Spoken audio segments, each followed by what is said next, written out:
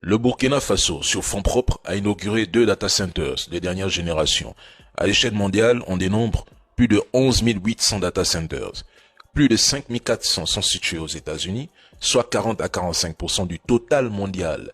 L'Europe en concentre environ 22%, suivi de la région Asie-Pacifique avec 18 à 20%.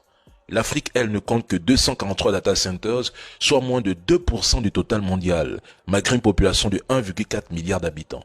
Mais vous critiquez le Burkina.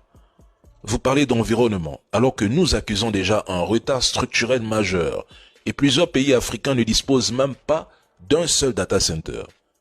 Je rappelle que si les données sont hébergées en dehors du territoire, elles sont exposées à des juridictions étrangères. Exemple, la loi Cloud Act 2018 permet aux autorités américaines d'accéder légalement aux données hébergées partout dans le monde dès lors qu'elles sont détenues par des entreprises américaines, ce qui constitue un risque majeur pour la souveraineté numérique, même lorsque ces données sont stockées hors des États-Unis.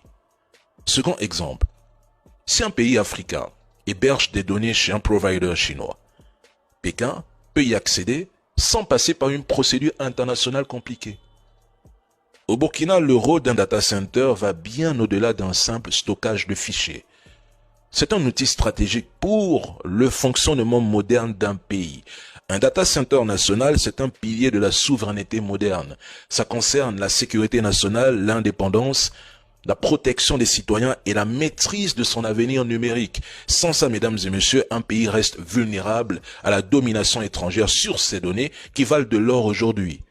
Le data center, c'est la matérialisation physique et technique de la triade CIA pour un pays entier. Pour ceux qui s'y connaissent en informatique, vous savez que les 3 piliers de la sécurité informatique, la triade CIA, sont la confidentialité, l'intégrité et la disponibilité. La confidentialité signifie que vos données restent chez vous et ne sont accessibles à personne d'autre.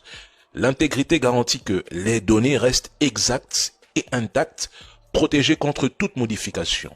La disponibilité assure que les services publics et systèmes fonctionnent en permanence, quelles que soient les circonstances.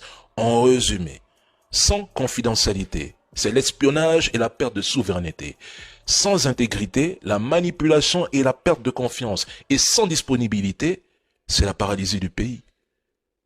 Le Burkina fait un bond en avant. Et vous critiquez les actions du président Ibrahim Traoré. À un moment donné, chers Africains, posez-vous de bonnes questions. Bravo Burkina, l'avenir est dans le numérique. C'est un fait. C'est déjà acté. On ne peut rien y faire. See you.